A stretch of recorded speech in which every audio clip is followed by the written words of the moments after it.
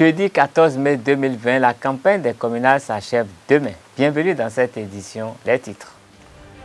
Le 15 mai est célébré à l'échelle mondiale la Journée internationale de la famille. À la veille de cette célébration, le ministre des Affaires sociales et de la microfinance, Véronique Toyin-Fordé, a délivré un message dans les locaux de son département ministériel ce matin. Nous y reviendrons. Les Béninois vont voter pour les communales du 17 mai prochain. La Sénat vient d'énumérer les pièces qui donneront la possibilité aux votants de prendre part à ce scrutin. Le compte rendu du Conseil des ministres de ce mercredi 13 mai 2020 est également au menu de cette édition.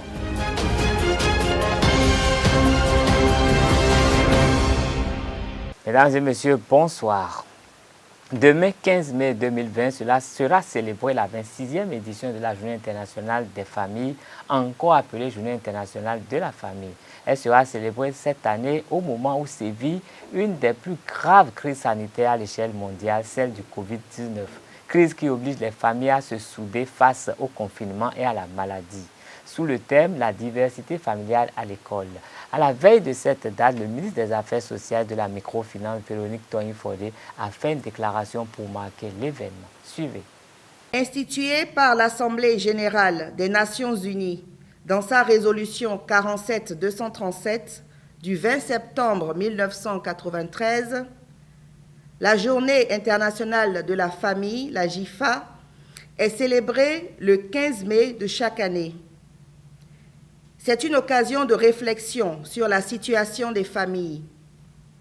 À cet effet, les gouvernements sont invités à renforcer leurs efforts en matière de promotion du bien-être des familles, ce qui reflète l'importance que la communauté internationale lui attache et l'intérêt qu'elle porte à sa situation dans le monde. Cette année, le monde entier commémore la Journée internationale de la famille dans un contexte marqué par la pandémie du Covid-19.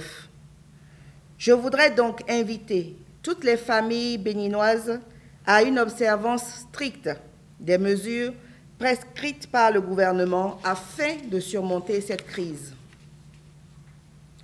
Chers compatriotes, la Journée internationale de la famille est une opportunité pour mieux faire connaître les questions relatives à la famille ainsi que les processus économiques et démographiques qui affectent les familles. Elle dénote de la place et du rôle crucial de la famille dans la construction et dans la qualité des citoyens appelés à bâtir nos nations. Cette année, le thème choisi à l'international est la diversité familiale à l'école. Ce thème situe la place de l'école dans l'intégration sociale des enfants issus de différents milieux culturels. L'école est de ce fait un haut lieu d'apprentissage du vivre ensemble, des valeurs de tolérance, d'humilité et de partage. C'est le lieu de rencontre des cultures, de découverte des modes de vie et des pratiques autres que celles du milieu d'origine de chaque enfant. La communauté internationale, à l'occasion de la présente édition de la Journée internationale de la famille, attire l'attention de tout un chacun sur les mutations de la famille qui a beaucoup évolué, prenant diverses formes et n'assurant plus à elle seule la production, l'éducation et la distribution de richesses. Aujourd'hui, les membres d'une même famille passent plus de temps au travail, à l'école qu'à la maison. Ce mode de vie impacte la société tout entière et il importe d'y réfléchir. C'est le moment de rappeler le rôle éminemment important des parents dans le suivi des enfants et de leur nécessaire implication soutenue dans la formation de leur progéniture. Le ministère des Affaires sociales et de la microfinance, dont j'ai la charge, s'attelle à accompagner les familles dans cette dynamique. À cet effet, Nous avons par exemple élaboré un guide de dialogue parents-enfants qui permet d'établir une complicité au sein des familles et de les consolider. De même, nous avons réussi à sortir de la précarité un millier d'enfants béninois en situation difficile en les mettant pour la plupart dans des familles hautes. Toujours dans le cadre de la promotion des valeurs familiales, nous avons initié une campagne de sensibilisation sur la prévention des grossesses et maladies sexuellement transmissibles en milieu scolaire, sur la prévention des comportements addictifs, c'est-à-dire utilisation de drogue, consommation d'alcool, ainsi que sur la protection de leur identité numérique. Toutes ces actions viennent s'ajouter au rôle d'appui-conseil, d'écoute et d'intermédiation que jouent les centres de promotion sociale dans l'ensemble des communes du pays. Je m'en voudrais de terminer mes propos sans rassurer la population béninoise de l'intérêt particulier que le président Patrice Talon témoigne au bien-être des familles et particulièrement à la promotion de l'éducation des enfants dans le cadre familial. C'est également le lieu et le moment de remercier tous nos partenaires techniques et financiers, ainsi que les organisations non gouvernementales pour les efforts qu'ils déploient afin d'accompagner le progrès de notre pays. Je profite de l'occasion pour susciter leur engagement aux côtés du gouvernement béninois et de la société civile afin que soit élaborée d'ici la fin de l'année 2021 une politique nationale de promotion de la famille. Je voudrais également inviter tous les acteurs concernés à travailler chacun en fonction de son niveau d'intervention afin que les compétences parentales soient renforcées et que l'éducation des enfants soit convenablement assurée par la famille. Je suis confiante qu'ainsi, notre pays réduira significativement les phénomènes sociaux auxquels les familles sont confrontées et garantira une relève de qualité. Le Conseil des ministres est tenu hier mercredi 13 mai 2020 sous la direction du chef de l'État, le président Patrice Talon. Plusieurs grandes décisions ont été prises au cours de ce conclave gouvernemental, notamment en ce qui concerne l'approvisionnement ou le rétablissement de l'approvisionnement des écoles et collèges du Bénin en eau potable. Une urgence dans le cadre de la lutte contre le Covid-19. Les précisions avec le ministre de la Communication, porte-parole du gouvernement, Alain Orunla. Le Conseil des ministres s'est réuni ce mercredi 13 mai 2020 sous la présidence de M. Patrice Talon, président de la République, chef de l'État, chef du gouvernement. Les décisions ci-après ont été prises. Mesures normatives. Au titre de ces mesures, le Conseil a adopté les décrets portant attribution, organisation et fonctionnement du ministère des Affaires étrangères et de la coopération, modification des statuts de la Société des infrastructures routières du Bénin, SIRB, modification du décret numéro 2015-316 du 3 juin 2015 portant création, attribution, organisation et fonctionnement de l'Agence pour le développement intégré de la zone économique du lac Aimé et de ses chenaux, puis nomination des membres de son conseil d'administration, fixant les conditions d'établissement et d'exploitation des réseaux et services de l'Internet des objets en République du Bénin. Au titre des communications, mesures urgentes de fourniture d'eau potable aux établissements scolaires publics et règlement des arriérés de factures de consommation des 10 établissements dans le cadre de la lutte contre le Covid-19. Dans ce cadre, et avec la reprise des cours, notamment au niveau des écoles et collèges publics, l'état des lieux a révélé qu'un grand nombre d'établissements scolaires sont en situation de défaut de paiement de factures de consommation d'eau accumulées sur plusieurs années, tant en milieu urbain qu'en milieu rural.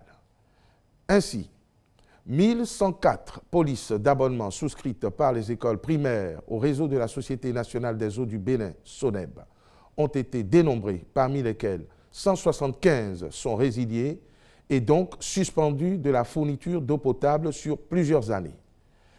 Pour les établissements d'enseignement secondaire, 22 polices d'abonnement ont été résiliées sur 260, toutes en défaut de paiement. Pourtant, le gouvernement a entièrement libéré ces 3 dernières années les subventions de fonctionnement des 10 établissements qui devraient servir, entre autres, au paiement des dites factures. Tenant compte de l'urgence de la situation, le Conseil a décidé de prendre en charge les frais nécessaires à la remise en état de fonctionnalité des installations. À cet effet, il a instruit les ministres concernés d'accomplir toutes les diligences requises à cette fin. Au titre des mesures individuelles, sur proposition du ministre, M. Ahogbeji Gabin Aloyon est nommé directeur de l'administration et des finances du ministère des Affaires étrangères et de la coopération. Comme je vous l'annonçais, les Béninois seront dans les urnes le dimanche 17 mai prochain, mais plusieurs se demandent encore quelle pièce leur permettra de prendre part à ce vote. Eh bien, la réponse a été donnée par la Commission électorale nationale autonome Sénat. La carte de la liste électorale permanente informatisée l'EPI, la carte nationale d'identité, la carte d'identité biométrique aux normes de la Communauté économique des États de l'Afrique de l'Ouest CEDEAO, le passeport, le permis de conduire, la carte d'identité professionnelle pour le personnel en uniforme, le livret de pension civile ou militaire comportant la photographie du titulaire, le certificat d'identification personnelle. Toutes les pièces précitées permettront aux Béninois de voter pour le compte des communales du dimanche prochain. À la veille de la clôture de la campagne des communales du 17 mai prochain, des caravanes traversent tout le Bénin. Dans l'arrondissement d'Ekpé, les partis que sont le PRD, l'Union progressive et le FCBE ont parcouru tous les villages de cet arrondissement ce jour.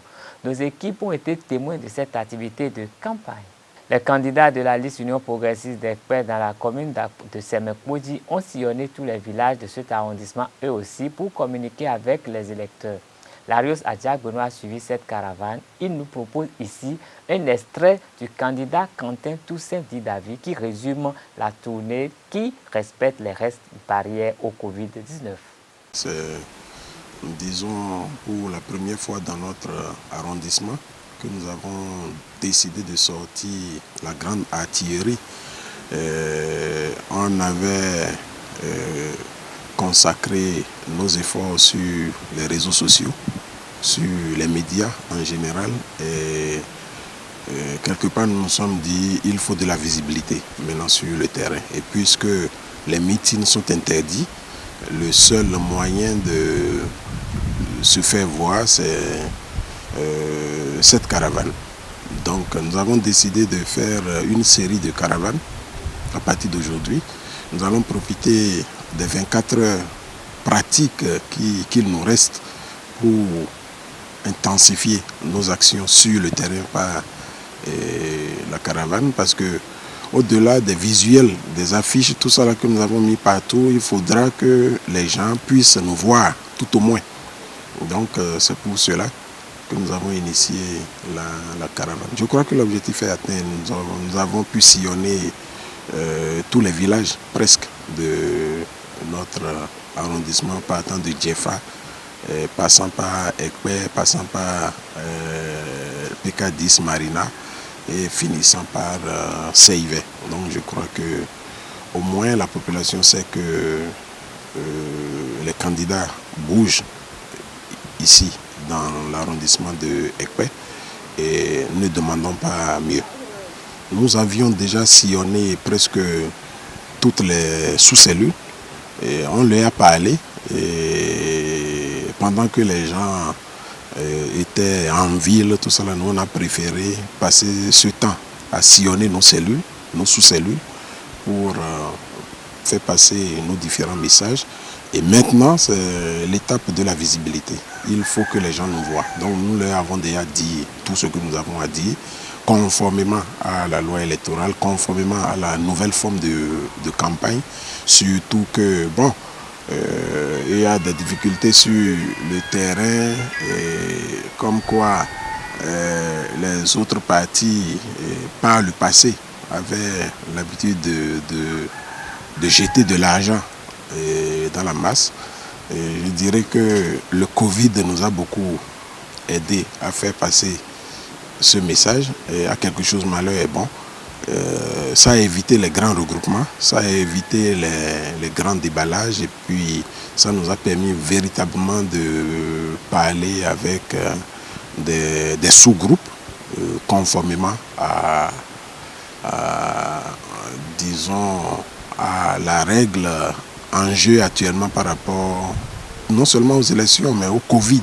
Parce qu'il y a les élections quelque part et c'est par rapport aux élections que la Sénat a fait sortir une restriction de campagne. Donc tout ça a été bien suivi et je crois que ça nous a permis de passer véritablement nos messages dans des sous-groupes.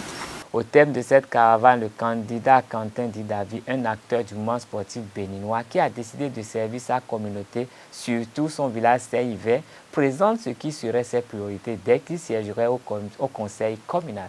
Nous n'avons pas de voie d'accès. Il y a plusieurs maires qui sont passés par là, mais lorsqu'il pleut, par exemple, il n'y a pas de voie d'accès, partant de Saint-Yves jusqu'aux voies bitumées du PK10, donc c'est la Croix et la Bannière. Ceux qui n'ont pas de véhicule 4x4 n'arrivent pas à sortir du quartier. Donc je l'ai vécu moi-même. Au-delà de ça, vous savez, nous sommes un quartier où réside, c'est un quartier dortoir qui regorge d'intellectuels. Et personne ne veut parler du développement de la localité. Tout le monde dans le quartier est orgueilleux. On sort, c'est comme si on était en Europe ici. Donc personne ne sort pour visiter l'autre. Vous restez chez vous, vous venez du boulot, vous dormez, le lendemain vous repartez au boulot. Et vous allez faire votre sport à la plage et puis ça s'arrête là. Alors l'autre difficulté, c'est que dès que vous allez à la plage, vous voyez que l'espace n'est pas assaini du tout. Et vous avez des odeurs qu'il ne faut pas. Vous voyez des pères de famille qui viennent déféquer à la plage. Là, ça pose deux problèmes. Le premier problème, c'est que les squatteurs sont pleins dans notre zone et ils sont les plus grands d'ailleurs. Ils sont les plus grands. Et ils sont des humains, mais il n'y a aucune organisation qui les canalise dans la zone. Il aurait fallu que nous fassions par exemple des latrines publiques, qu'on leur demande de s'organiser pour que nous n'ayons plus à vivre des odeurs nauséabondes dans le quartier. Donc ça, c'est une priorité. C'est aussi une priorité. En dehors de ça, réglementer ou organiser ces squatteurs, histoire d'éviter du désordre dans le quartier. En fait, ils sont là pour entretenir les carrés délaissés. Donc il faut organiser tout ça. Il faut qu'il y ait des gens qui leur attribuent des zones données à entretenir pour le bien-être du quartier. Donc c'est tout. Je crois que c'est ce que nous avons à faire ici à Saint-Yves. Et puis au niveau de Semekpodji, vous savez, Semekpodji n'a, disons, aucun stade d'épanouissement des jeunes, aucun stade public d'épanouissement des jeunes, aucun stade public moderne d'épanouissement des jeunes. Donc ça, c'est aussi une priorité. Je crois que je ne suis pas seul, nous sommes nombreux sur le plan de développement. D'autres sont là pour le faire, mais moi, particulièrement le volet développement de la jeunesse, épanouissement de la jeunesse, je crois que je peux valablement jouer ce rôle au niveau de cette commune. L'actualité liée au Covid-19 à présent. Le monde est loin d'en avoir fini avec le nouveau coronavirus. L'épidémie n'étant qu'à ses débuts dans la plupart des pays, a averti mercredi l'Organisation mondiale de la santé, OMS. Ne vous y trompez pas, nous avons encore un long chemin à parcourir. Ce virus nous accompagnera pendant longtemps, a prévu le directeur général de l'OMS, Tedros Adhanom Ghebreyesus, au cours d'une conférence de presse virtuelle depuis le siège de l'organisation onusienne à Genève. Alors que les manifestations anti-déconfinement surgissent de ça et là, comme aux États-Unis et au Brésil, le patron de l'OMS a noté que ces rassemblements ne feront qu'alimenter l'épidémie et a appelé les autorités à dialoguer avec les communautés par l'entrevue notamment des personnalités connues au plan local ou des chefs religieux.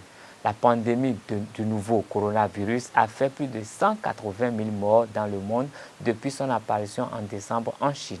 Les États-Unis, qui ont recensé leur premier décès lié au coronavirus fin février, sont les premiers pays plus touchés tant en nombre de morts qu'en cas. Mais l'Europe reste la région la plus touchée avec près de 118 000 décès. La plupart des épidémies en Europe de l'Ouest semblent être stables ou en déclin, mais nous constatons des tendances inquiétantes à la hausse en Afrique, en Amérique centrale et du Sud et en Europe de l'Est, s'est inquiété M. Tedros.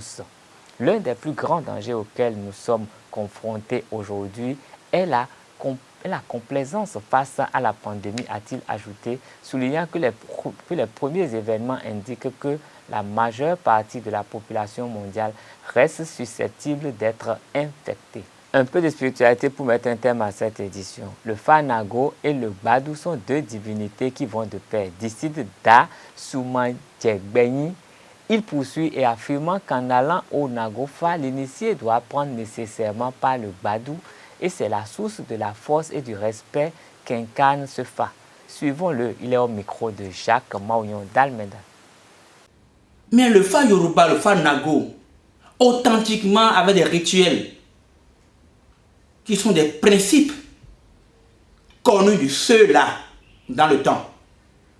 Mais vous savez, chez nous à Bomé, en tant que fils d'un roi, en tant que prince, nous avons tous les privilèges. Nous avons tous les privilèges. Mais quand le Fa est venu à Bomé, les princes d'alors avaient eu ce privilège-là de recevoir ou d'accueillir cette science et d'en bénéficier. Mais tellement, il faut des jours, il faut plusieurs jours pour aller à la forêt sacrée, pour s'initier au Fa. Comme le prince a toujours le privilège, on a dû réduire certains rituels afférents à cette science-là. Mais c'était sous l'ère de Guédégbé que le roi Glélé avait ordonné à ce que Guédégbé aille chercher l'entité qui chapeaute le Fa, qui est le Badou. Parce que les Yoruba ne font pas le Fa sans le Badou. Le Badou, ce sont les 5 éléments, c'est-à-dire la terre, le feu, l'air, l'eau et le 5e énergie. Ces 5 sens-là que les sages ont su s'unifier pour que cela devienne une énergie qui couronne maintenant l'énergie cosmique de ce Fa-là. D'où quelqu'un qui détient le Nagofa est épaillé définitivement de la sorcellerie. Parce que l'égrégore de cette science qui est le Fa, c'est Badou, qui est la grande énergie de protection. Puisque vous savez, chez nous, les Nagos, quand vous allez au Fazoum, il y a la forêt sacrée de l'invisible et la forêt sacrée du visible. C'est-à-dire qu'avant que vous veniez dans ce monde, comme on le dit couramment, vous avez demandé à votre Dieu qu'en venant sur terre, vous aurez telle mission. Vous aurez à faire telle chose. Comme le dit couramment. C'est de la même manière que ça se procède dans l'initiation du Fa chez les Nagos. D'abord, vous allez à la force sacrée de l'invisible. C'est là où réside le Badou. Et vous acquérez les connaissances du monde invisible d'abord. D'où vous demandez à votre Dieu vous demandez aux énergies, aux entités invisibles, que en veulent dans ce monde-là. Vous voulez d'enfants, vous voulez construire, vous voulez de femmes, vous voulez d'abondance, de la prospérité, de la richesse, tout ce que vous voulez, vous demandez d'abord d'amener l'invisible. Ainsi se referme cette édition. Merci de rester fidèle au programme de Ezari TV. À demain pour un autre rendez-vous de l'information sur Ezari TV. Gardez le réflexe www.ezaritv.bg. Bonsoir.